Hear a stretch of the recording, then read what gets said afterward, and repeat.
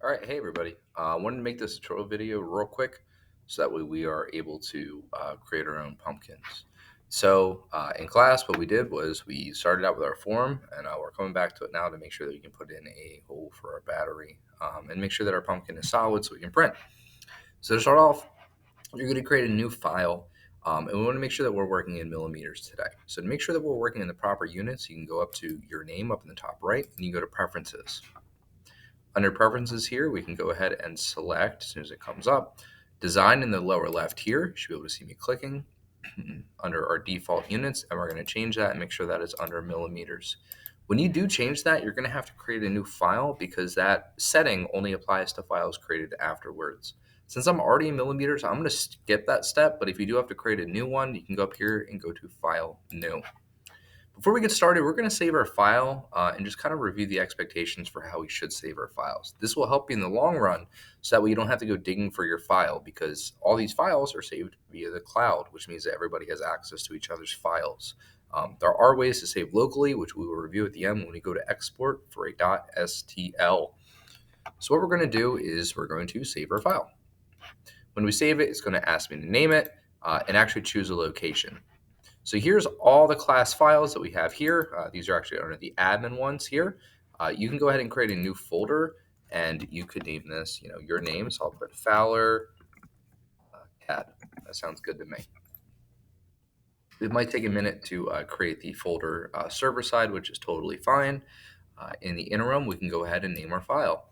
So today I'm going to call my file, let's say Fowler underscore pumpkin, and then maybe the date today. So today is 10/17/22.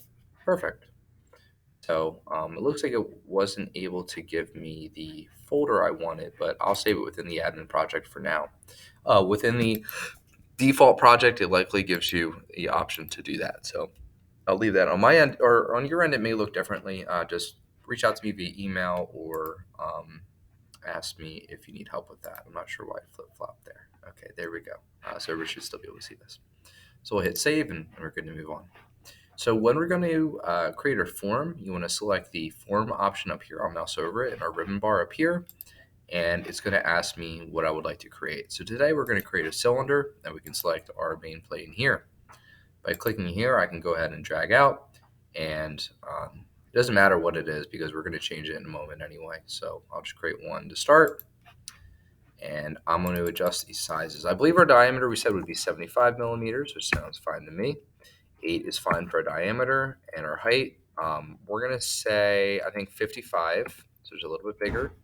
Height faces, I'll leave it as 8. And very important, you want to set your symmetry to be circular, such that we have all these faces here. Symmetric faces, I think 8 is also acceptable, so we have a little bit of play. New body, and everything looks just fine to me, so we can press OK. So now comes the next step. We need to make this look like a pumpkin.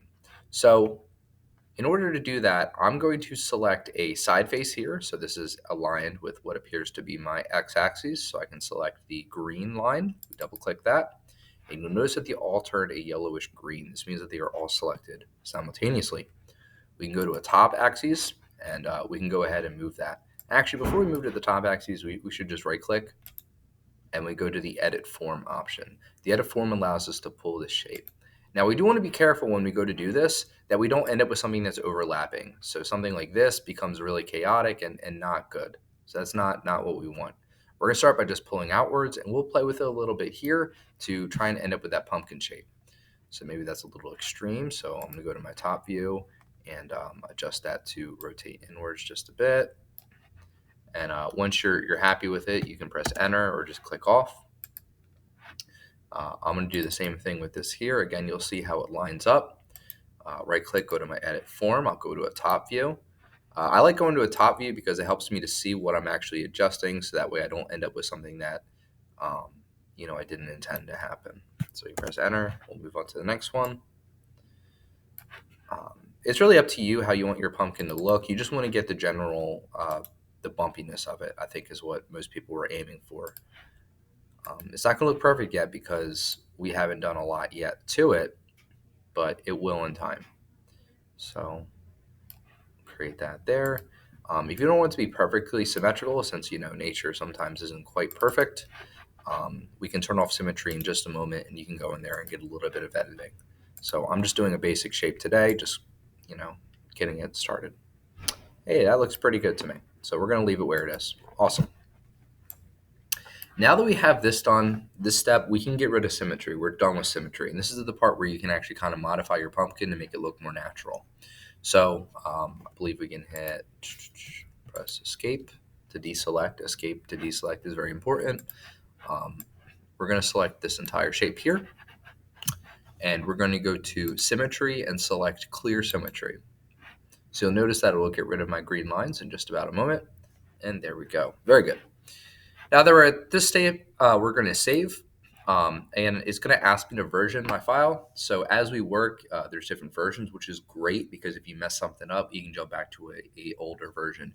You should save often, right? Frequently. It shouldn't just be once a period. You should be saving all the time because it's free space, right? You might as well save all these versions. Why not? So we're going to go ahead and save that. So to this version, we'll just call, I don't know, version 1. And as we go, we'll move on from there. You'll see a little checkbox that says milestone. This is kind of cool because you can name each milestone. So I can say here, these are the bumps on my pumpkin. Cool. So I added the bumps there. Great. Now we're going to move on to the next step. So now that we have cleared the symmetry, it's time to carve our face.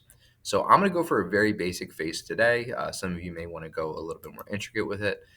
We can select this face here. This is a polygon, right? Because it has multiple points, sides. And we can right click on it and we can delete it, right? Or we can subdivide it. So by right clicking it, I can go to my option subdivide and you'll see it actually splits it up into more squares. That can be really nice if you're trying to get finer motion or finer articulation on what it is that you're trying to make. So I can delete this face here. Hey, look at that. We're starting to get an eye. Those, and I have an eye. Maybe here I'll delete this. Again, I'm just using the delete key. I'm going to encourage you to use the delete key and not the backspace key because we tend to get issues with that. All right, now I just need to make a mouth. So I'm going to come out here and just work my way down. Oh no, we encountered an issue. So what happens there is I just lost my geometry. Now you can either try and delete another face to get back to that area, or you can undo by hitting Control Z or hitting undo up here in the top left to get back your shape. You don't want it to become boxy because then it's gonna print boxy, and that's not what we want. We want those nice curves because it creates a unique, more realistic pumpkin.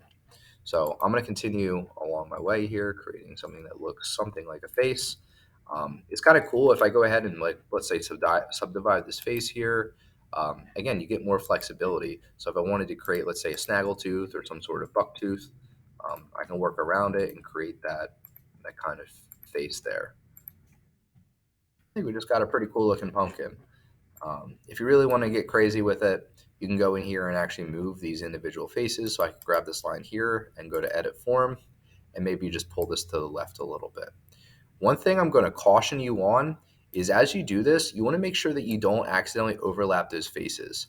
So if I were to, let's say, grab this here and go like this and start doing some really crazy stuff, that's not good, right? You're going to create faces that overlap, and that's going to cause huge errors for us later, and you won't be able to print this. The file just will actually crash and probably corrupt what you're doing. So I'm not going to do that. I'll undo that. We'll leave it as is. But again, it's very safe if you go here and you edit this form and you pull it slightly, right? Again, we're being mindful of where this geometry is going. All right, so that looks pretty good to me. I'm pretty happy with it.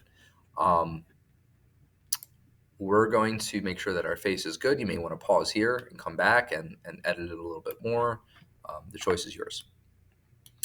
At this point, I'm going to shrink the top and the bottom to kind of get that bevel going. So if you take your arrow key and you select one of the top line segments, you can double click and it selects the entire perimeter, which is fantastic. We can select that and go to our edit form option. And you'll notice that it moves it to the center, which is pretty helpful because now we can scale it. So we can grab one of these corner faces and scale it slightly like that and slightly in the alternate direction as well. It's good to rotate your view to get a better perspective on what it is that you're actually doing. We'll bring that in a little bit. Maybe we'll bring it in a little bit this way. and look at that go. So that's starting to create a bulbous pumpkin. You may want to pull these up just slightly to get that, kind of bevel you're going. It's not going to be perfect, but we're um, going for a passable 3D print. On the bottom here, we'll do the same thing. So again, I select one line segment, and double clicking selects the entire path. I can right click and go to edit form. And with this done, I can go to my bottom and I can work to scale it as well. So again, the same idea, the same thing I just did. That actually looks pretty good. Let's scoop it out. Hey, that's awesome. That's good. Again, we're going to leave the top and the bottom open. We do need the top open so we can put in the LED. And the bottom, it doesn't matter so much. We're going to give it a platform anyway because we want to make sure our object lays flat and there's an area for our LED to go when we light up our pumpkin. So I'm very pleased with this. Again, double check before you move on that you don't have any faces overlapping. This all looks quite all right to me. So you can go ahead and click Finish Form. Now this is the moment of truth, right? We want to make sure that we don't have any issues. If you actually, before we do that, we might as well do Finish Form just to make sure it's okay before we get too far. So this does look just fine to me. Awesome. Now, looking here, we see that we have this yellow shape on the inside, right? So that's the inverse face, and that basically means our wall is paper thin. In video game creation, if you have one of those faces showing, it actually won't be textured. It'll show up as either invisible or glitched. We don't want that, right? Especially if we're going to the 3D printer, this just will not be able to be printed. So we do want to go back into our form, right? We can right click this and we can go to edit and it brings us back into our form. We have to thicken up our pumpkin, right? So again, what I did right there, I'll repeat it. I had just right clicked on my timeline down here. This is great because we can jump forwards and back as we work. We're going to go ahead and edit that form. So we will right click and go to edit. Fantastic. So what we're going to do is, if it'll let me.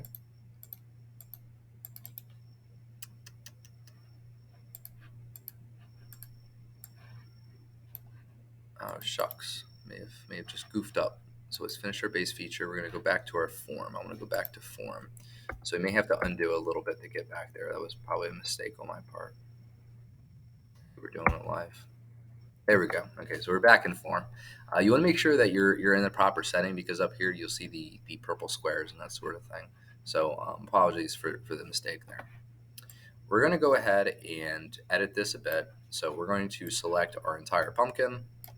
Again, I just drag selected, and we're going to go to modify, and we're going to select thicken.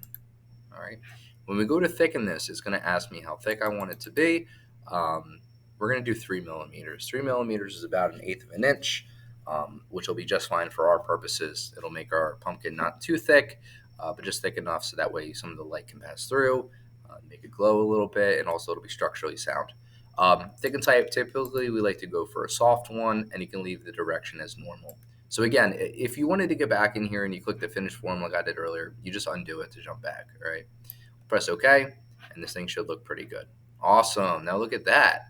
That's got some weight to it. Looks like a pretty good pumpkin, actually. So we can go ahead and hit finish form, and we can move on. Very good. We have a very nice looking pumpkin. We really only have about 2 more steps, 3 more left to do. We're going to add the base, we're going to cut a hole for our battery, and we're going to get this ready to 3D print. So now that we've accomplished a pretty big milestone, we should save again. So we're going to go up to save, and we'll just call this version 2, and it's a milestone. So now we'll say cut face and thickened.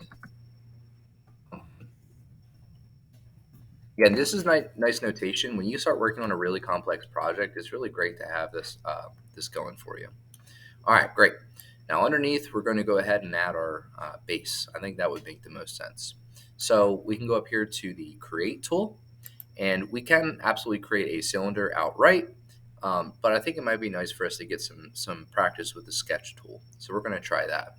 So we're going to select the Create a Sketch option, and it's going to ask me what axes I would like to create it on. We're going to select the horizontal axis here. You can tell that you're selected the right one because the grid will run underneath your pumpkin. So when I select that, it's time for us to draw. So I can grab my center diameter and select the center of my pumpkin. Excellent. You're going to want to drag out to a point that is slightly beyond your pumpkin. For me, it seems like 100 millimeters is perfect, so we're going to go ahead and select 100 millimeters. Again, I can type that in by typing 100, and we'll press enter. Great. So now we have a sketch right at the base of our pumpkin. In order to create our stand now, we have to extrude this, which is something you may be familiar with from Google SketchUp. So we have a list here of different items. We'll just leave all this as standard and hit finish. Again, if you're getting issues, check and see if yours looks like mine. Make sure you're not in 3D Sketch. That tends to cause issues. It is useful, but we don't need it right now. So now we're going to do an extrude. So we can grab our extrude here, and we can select our base here, right? And it's going to give me an arrow to push and pull. Over here, we have some options. We're actually going to select two sides because we want to extrude upwards into our pumpkin to make sure it joins, and downwards towards the bottom. We also want to adjust one thing here under operation. You want to set it to join. The reason we do that is so we end up with one final part. When we thickened our form, we converted it from a form to a solid, right? And we need solids to 3D print. We can't print something that's strictly a form because it's paper thin. It's not going to work. So we could create this as a separate part, but it's just going to fall off, or it might just be intersecting it, and that causes problems later. So by joining, we create one solid mesh, and everything's good. So looking from a side view, we can see how much we may want this to come down. So I'm going to come downwards. Again, if you're working off the same measurements as me, I think 10 millimeters sounds sufficient. And we can come upwards. I'm going to adjust that, and we're going to only come up just 3 millimeters, just 3, because we want it just to touch it, right? And we still want to have some of that curvature, so it looks like kind of like an amiibo or something like that, where it's a shape that's sitting on some sort of platform. So we can rotate about, and we can check this out. So we have a slightly, extruded upwards and extruded downwards circle. We have our two sides. Profile plane is the plane that we started on.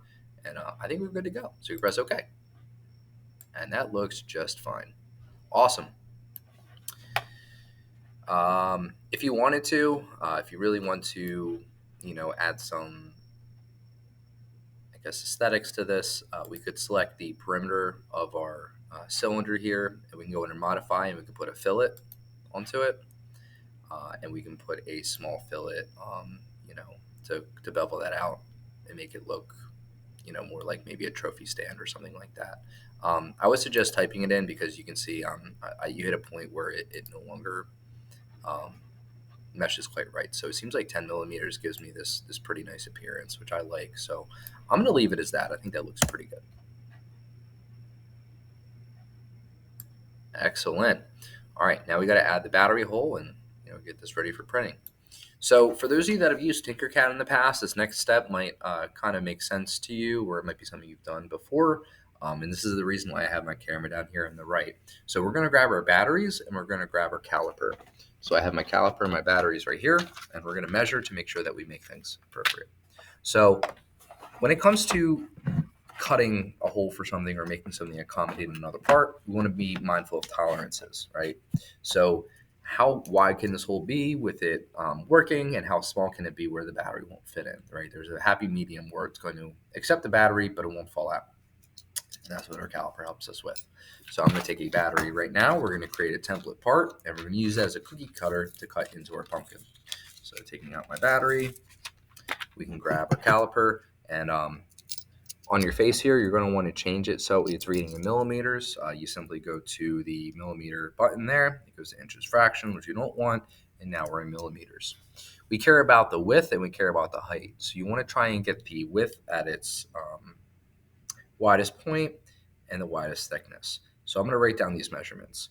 So it's reading that the thickness of my battery is just a little over 3 millimeters. So I'm reading 3.8.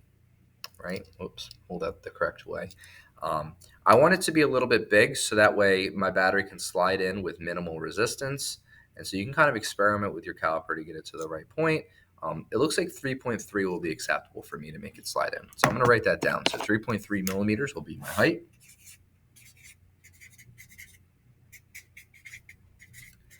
And for my width, again, we're going to try and get to the widest spot here.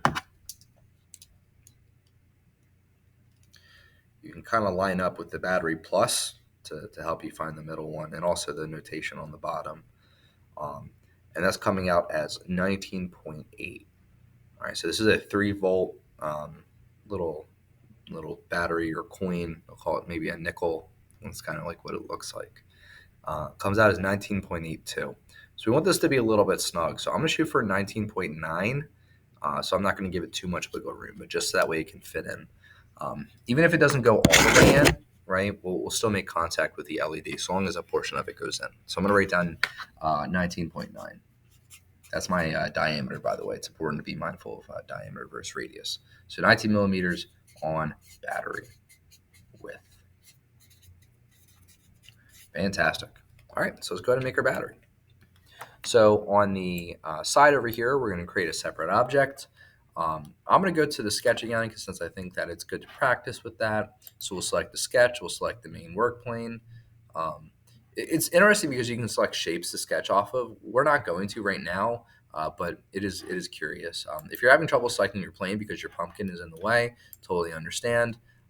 You can also hide the pumpkin temporarily by going under bodies and just hiding it. You can hide the whole category, or you can hide specifically just the pumpkin. So I'll select this for now, and off to the right, I'm going to draw my pumpkin.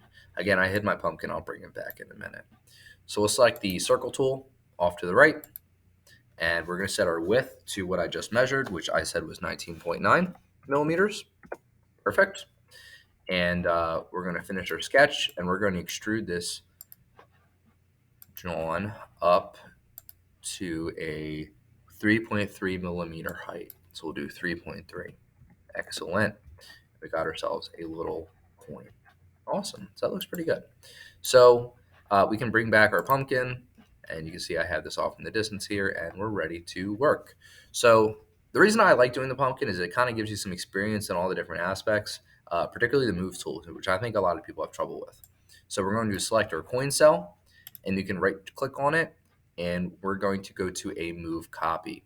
I'm realizing now that I didn't talk about naming our objects, which is good practice. So we're going to do that and save our file. So over here we have our main body, which we can right click and go to rename. I believe that's under here. Or I guess we could double click it and it just allows you to come up with that option. So we're going to call this pumpkin, and we can name body 2. You can double click it. You can just call that battery, maybe template. It's a good idea to get in the habit of naming these, especially when you work with a more complex project. You end up with a lot of bodies really quick. For our chess project, that's going to be essential, especially when we go to 3D print. So again, I'm going to save. This is my version 3. This is the third one I did. And for the milestone, I'll say added base, say fillet base, and battery template. This battery is going to be our cookie cutter, which is really going to help us out.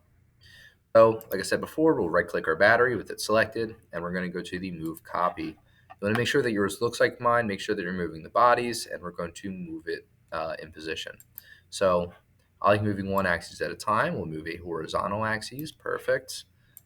Let's check out the rest of my pumpkin here. So that's my face. I think the battery should go in the back. So we can move it that way. Try and resist the urge to move your shape, via the free move. Things get really hairy with that, so just move one axis at a time. To move around, I click the middle mouse wheel in to move myself around for a little bit of freedom. All right, I'm going to lift this ever so slightly and move it in. We want our battery to kind of line up with where the bottom of my pumpkin base is. So you're going to have to do some manual typing in to get that. So we're going to go to my front axis, and we can lower it so that way it lines up. Oh, I got pretty lucky there. Excellent. So that looks good to me. You want it to be about half into your pumpkin and half out. If it's not perfect, it will still work in the end. On future projects, right, we do absolutely want to be exact, but for today, we're just making a pumpkin that lights up, so we can fudge it a little bit. So that looks pretty good. All right, we got our battery in place. Looks like it'll allow me to put my LED in there, so that way the top leg can go on the top and bottom leg on the bottom, allowing it to light up. Our switch will be removing the battery and putting it back in, but it's going to work very well.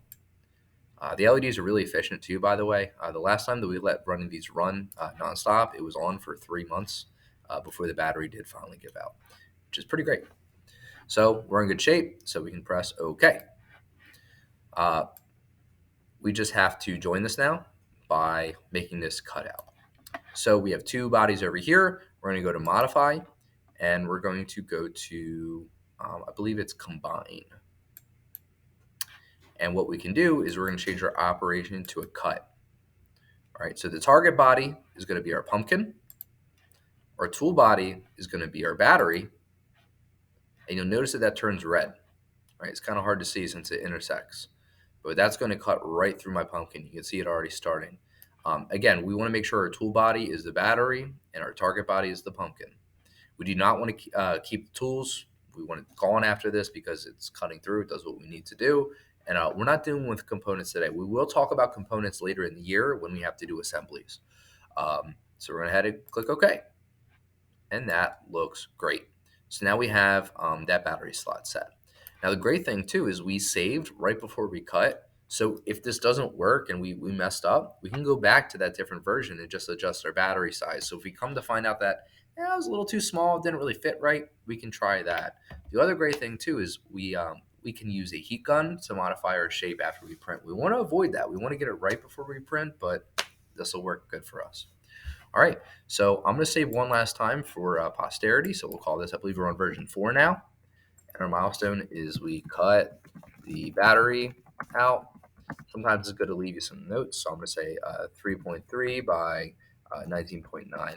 Just that way, if later on I'm not sure what size I cut, we'll have that as a reference. Now to submit our final shape, because this is ready to be printed, this is good to go. I could have put more effort in the face, but I think in the end it came out pretty good.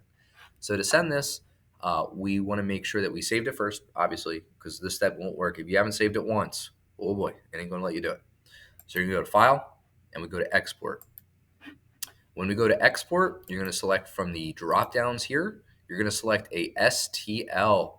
This is pretty standard for all 3D printers, the STL file type, and it just happens to be what we work with our 3D printers in. You're going to send this file to me or submit it via the Google Classroom, and I'm going to use what's called a slicer to convert it to G-code, which will allow it to 3D print.